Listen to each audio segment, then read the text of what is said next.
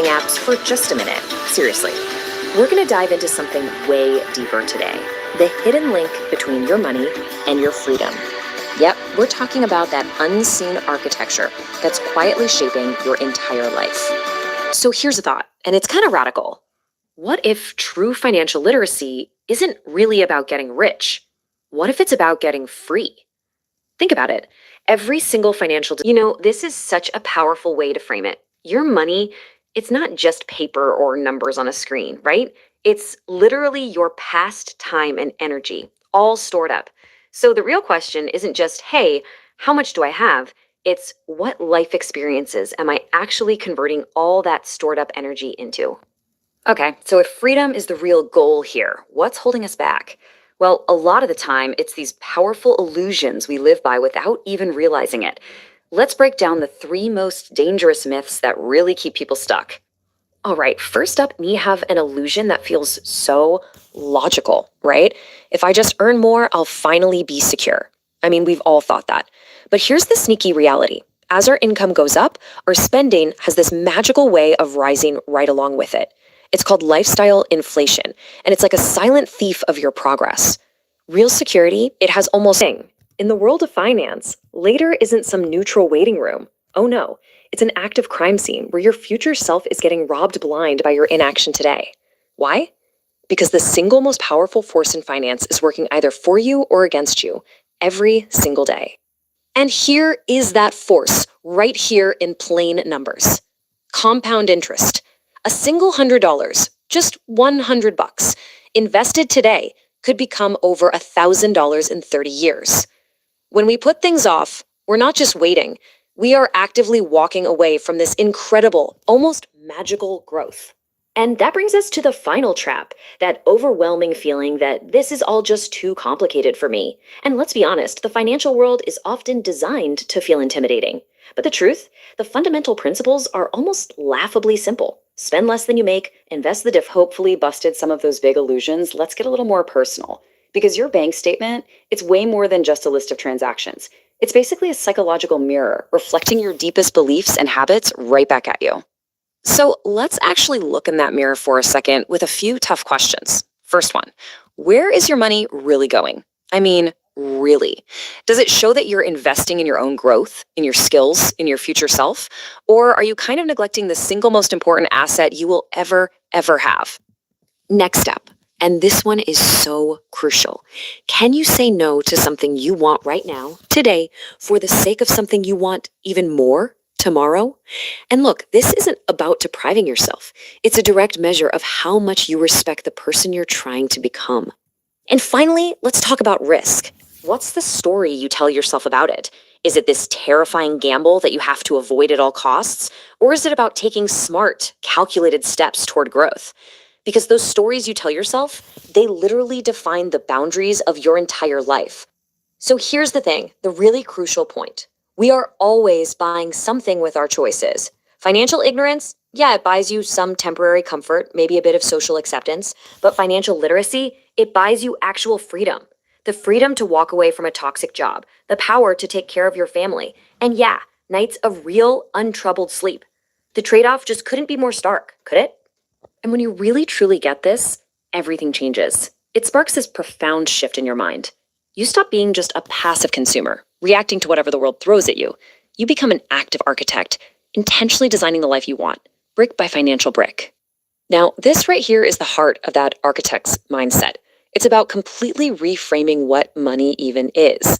I want you to stop seeing dollars and cents. Instead, start seeing what it truly represents. Your life energy, congealed. Literally, hours of your one finite life converted into a number. And you know what? When you start seeing money that way, the questions you ask yourself just totally change.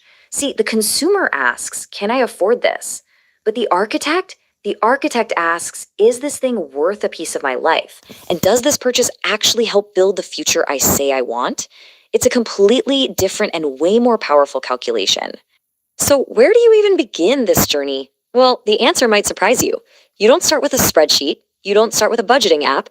You start with a series of deep, almost philosophical questions.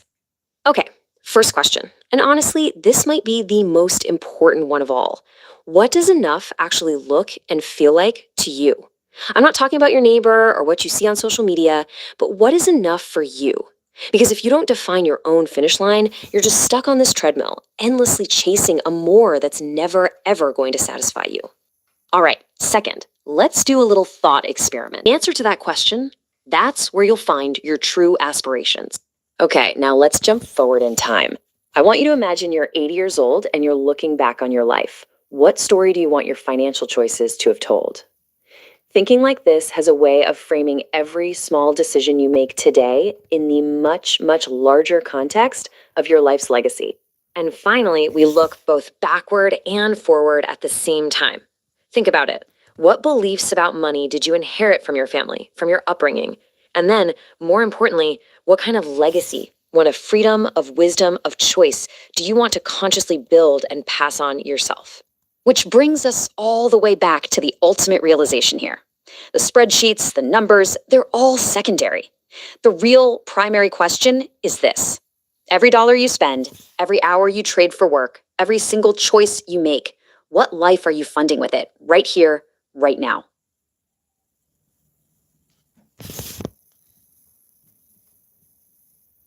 Okay, let's unpack something that I think a lot of us have, a complicated relationship with. If I say financial literacy, where does your brain go?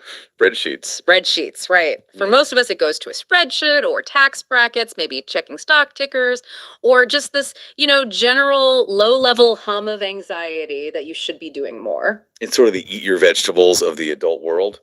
We know it's good for us, but it feels like a chore. It feels like math. Exactly. And that is the big misconception we're tackling today. We're doing a deep dive into a text called Quiet Capital, The Unseen Architecture of Freedom. Right. And what struck me immediately is that this source, it doesn't really care about your math skills. It argues that financial literacy isn't about numbers at all. No, it's a philosophical framework. It's about agency. A manifesto on sovereignty, really. That's a good way to put it. The core idea here is we have to stop looking at money as just currency or coins and start seeing it through a completely different lens. The author calls it crystallized possibility. Crystallized possibility. I mean, that's a poetic way to put it, but let's ground that. What does that actually mean for the person listening who has a mortgage and a car payment? It means that every dollar you have, it isn't just a unit of trade, it's a unit of freedom. It's a stored up ability to say no to a job you hate or yes to an opportunity you love. So it's life energy. It's congealed life energy. Yeah. The text references Vicki Robin here. You traded hours of your life, finite, non-refundable hours, to get those dollars. So the mission of this deep dive really is to shift you from being a consumer of financial products to an architect of your own life. The architect versus the consumer. Okay, I want to stick with that because it frames everything else. The consumer is passive, things happen to them. Whereas the architect designs the structure. But the source material says being the architect is incredibly hard because of what it calls 3 dangerous illusions that we all tend to buy into. Right, and these aren't external things like the economy is bad. They're internal cognitive traps. No. So let's get into them. The first one is the consumer illusion. And this is the one I struggle with the most, honestly. It's that belief that if I just earn more money, I finally feel secure. We've all been there. Once I hit that next salary band, everything will be fine. But it rarely is. It rarely is. And the reason is something the source calls lifestyle inflation. When your income, which it calls the current, increases, your spending habits expand to match it almost instantly. Like a gat expanding to fill the container. Precisely. Because we confuse income with wealth. That distinction is so important. Income is just the moving water. Wealth is the reservoir. Yes. Yeah. You can have a massive current, a huge income, and absolutely no reservoir. Yeah. The text compares 2 people here. One is building a gallery of upgraded possessions. And the other is building a house of options. The gallery is what we see on social media, right? The new car, the trips. It looks like success. It looks like success, but it's incredibly fragile. That's the illusion. The person managing that gallery is terrified because the maintenance cost is so high. If that current stops flowing for even a month, the whole thing just collapses. But the architect, they might look less flashy. They might drive an older car. But they're building that house of options. They have margin. And the security lives in the margin, not in the current. So more income doesn't cure financial anxiety. It just funds a bigger gallery. That brings us to the second trap, which I think is even more insidious, the time illusion. The I'll deal with this later mindset. Yeah.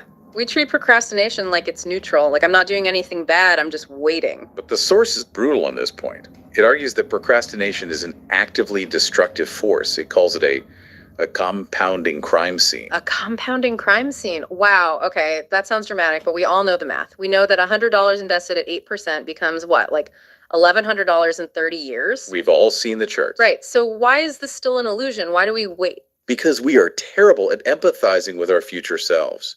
We see that future person as a stranger. So when we spend that $100 today, we don't feel like we just stole $1,100 from someone we care about. We're stealing from a stranger who happens to be us. A stranger we assume will have more energy, more discipline, and more money than we do now. We just dump all the work on them.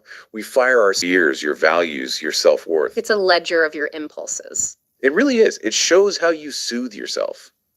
Are you buying takeout because you're hungry or because you're stressed and feel like you deserve it? Is that a car for transportation or because you feel small and want to feel big? The text uses this metaphor about the vote. Every time you tap your card, you are casting a vote for the person you are becoming. And we should be clear, this is not the cliched stop buying lattes lecture. Right. It's not about the $4 coffee. No. You're not just saving $4. You're casting a vote for future freedom over immediate gratification. You're training your brain. It's a rep, like a gym rep for your willpower. Exactly. And if you can't delay gratification with a tiny low stakes $4, how will you do it with your career or your relationships? The ledger reveals if you believe you control your destiny or if you're just reacting. That's a tough question to face. Am I in control or am I just reacting?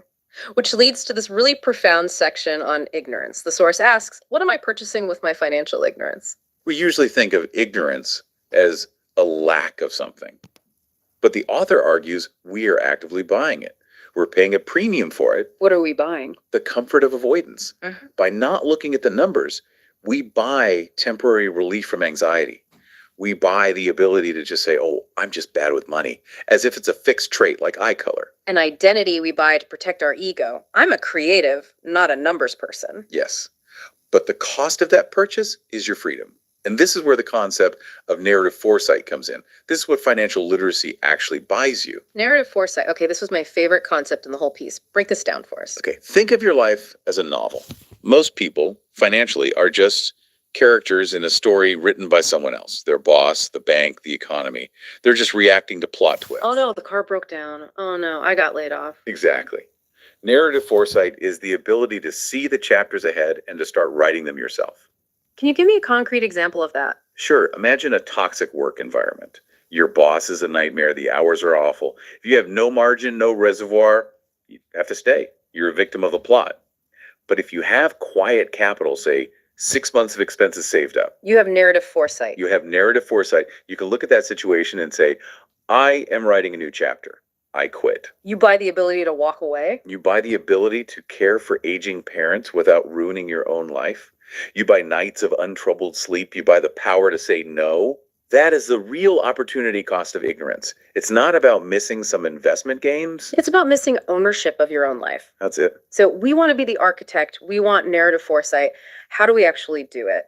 The source moves into a tools section, and I was surprised because it doesn't start with an app. It starts with attention. Where attention goes, money flows. Yeah.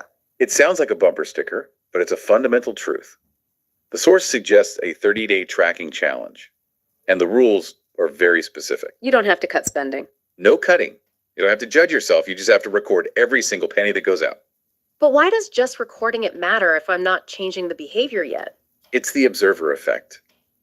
In physics, observing a particle changes its behavior. In your finances, observing your spending changes your spending. When you have to physically write down that you spent $75 on a dinner you didn't even enjoy. You create a pause, a moment of friction between the impulse and the action. You're dragging the subconscious into the light. You're breaking the trance. Most of us spend in a trance. Tracking breaks that trance. Okay, so we break the trance, but then we have what the source calls the motivation equation. Because let's be real, saving money is boring, spending is fun. How do we keep the architect in charge? You have to reframe the math. The equation is small discipline today times loss. If you value the now more than the later, you have to fall in love with the result. You aren't giving up the takeout. You are allocating that capital toward your freedom to start a business. It's not a sacrifice. It's a strategic allocation. Exactly. I want to talk about the fear component, though. A lot of people don't invest because they are terrified of losing money. The market crashes. We all lived through 2008. And the source addresses this head on by reframing risk. This is critical. Most people think holding cash in the bank is the safe option. Where I could see it, yeah. But there is no such thing as a risk-free option. You're simply choosing which risk you prefer. Okay, so if you invest, you accept the risk of volatility, the line goes up and down. But if you don't invest, you accept the risk of inflation. You're guaranteeing your money will lose purchasing power every single year. You accept the certainty of erosion. And there's a bigger risk mentioned, too, the risk of perpetual dependency. That's the one that should keep you up at night. If you don't take the risk of investing, you are accepting the risk that you will never be able to stop working. You'll always be dependent on a paycheck. So the choice is between maybe the market goes down for a bit versus I will definitely have to work until I die. When you put it that way, the market seems like the safer bet, doesn't it? The defining question the architect asks is, which risk actually serves my future self? And the volatility of the market serves your future self. The safety of the mattress destroys it. That's it. So we build the house of options. We embrace the right kind of risk. But where does it end? The deep dive wraps up with this philosophical challenge of defining enough. This is the final trap, the more trap. The architect needs a blueprint, and that blueprint has to have a finish line. You have to ask yourself, what life do I want to look back on when I'm 80? That 80-year-old version of you? Yeah. They're the client. You're working for them. Right. And that client probably doesn't care if you died with the highest net worth in the cemetery. They care if you had autonomy. They care if you spent 40 years stressed or if you felt secure. There's a line in the conclusion I wrote down. The goal isn't to be the person with the most money, but the person whose money gives them the most life. That's the difference between being rich and being wealthy. You can be rich, high income, high spending, and be completely miserable and time poor. The source calls that gilded captivity. Gilded captivity, a golden cage, but you're still in a cage. I think a lot of high earners are living right there. And financial literacy, in the sense of this text, is the key to that cage. It's realizing the door was never locked. Gratification. You just had to stop running on the A wheel risk long enough to tolerance. turn the handle. So as we close this out, Choice. the source material leaves Every us with a final financial proposition. decision you make expands or contracts your future possibilities. Don't trade your future freedom for present convenience. Security comes not from what you earn, but what you keep. Remember, compound interest isn't neutral. It's actively building or destroying your future. Money is a psychological mirror. Your habits reveal your deepest beliefs about your self-worth and your control over your destiny. Transition from being a consumer to an architect. Stop asking, can I afford this? And start asking, does this align with my values? The financially literate aren't just those with the most money. They're those whose money gives them the most life. What life are you funding with your choices today? Your journey begins when you realize every choice is about who you're becoming. Financial literacy, a deep lesson in motivation and freedom. The core truth, financial literacy isn't about money. Let's begin with a counterintuitive insight. True financial literacy has little to do with numbers, spending. You're essentially trading your future freedom for present convenience. The 3 levels of financial illusion. Most people operate under 3 dangerous illusions. 1. The consumer illusion. If I earn more, I'll be secure. Reality. Lifestyle inflation silently devours raises. Security comes not from what you earn, but what you keep and grow. 2. The time illusion. I'll deal with this later. Reality. Compound interest works both ways. Financial procrastination isn't neutral, it's actively destructive.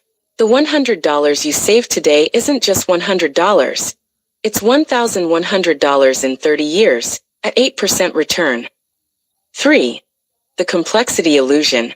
This is too complicated for me. A reality. The fundamentals are strikingly simple. Spend less than you earn. Invest the difference. Protect against catastrophe. Complexity is often an excuse, not a barrier. The hidden psychological game. Money isn't just an economic tool. It's a psychological mirror. Your financial... What stories do you tell yourself about risk? Agency. Do you believe you control your financial destiny? Every financial decision is a vote for the person you're becoming. It's 365 daily votes for immediate gratification over future freedom. The deep motivation. What are you really buying? Ask yourself this profound question. What am I purchasing with my financial ignorance? Because you are buying something. Perhaps the comfort of not thinking about uncomfortable realities. Social acceptance through visible consumption. Temporary relief from anxiety through retail therapy. The identity of someone who isn't good with money. Now ask, what could I purchase with financial literacy instead? 3 months of runway to leave a toxic job. The ability to care for aging parents without devastation. The freedom to pursue meaningful work rather than just profitable work. Nights of untroubled sleep. A legacy that educates generations. The awakening. From consumption to creation. Financial literacy marks the transition from being a consumer of financial products to becoming an architect of your financial life. This shift changes everything. You stop asking, can I afford this? And start asking, does this purchase align with my values and goals? You view money not as something to spend, but as congealed life energy, as Vicki Robin calls it. Hours of your finite life traded for currency. You recognize that every discount is meaningless if you're buying something you don't need. Your most powerful financial tool. Surprisingly, your most powerful financial tool isn't a budgeting app or investment account. It's attention. Where your attention goes, your money flows. Behavioral you don't see. The motivation equation. Motivation for financial literacy comes from connecting today's small actions to tomorrow's profound freedoms. Small discipline today times consistency times time equals extraordinary freedom tomorrow. This isn't about deprivation. It's about strategic allocation. The question isn't, what am I giving up? But what greater thing am I making room for? The unavoidable truth about risk. Here's the hardest truth. There is no risk-free option. There are only different types of risk. The risk of investing, market volatility. The risk of not investing, inflation eroding purchasing power. The risk of staying financially ignorant, perpetual dependency. You choose your risk. The only question is, which risk serves your future self? Begin here, not with numbers but with questions. Before you look at a single spreadsheet, ask, 1. What does enough mean to me? This defines your finish line. 2. What would I do if I weren't afraid of financial insecurity? 3. What life do I want to look back on at 80? 4. What financial legacy did I inherit, and what do I want to pass on? The ultimate realization. Financial literacy, at its deepest level, is the understanding that money is simply stored energy that can be converted into life experiences. The numbers are secondary. The primary question is, what's it? But when you realize that every financial choice is ultimately a choice about who you're becoming and what life you're creating, the most important investment you'll ever make isn't in a stock or property. It's in developing the understanding that converts your energy into the life you truly want to live. What life are you funding with your financial choices today? Financial literacy.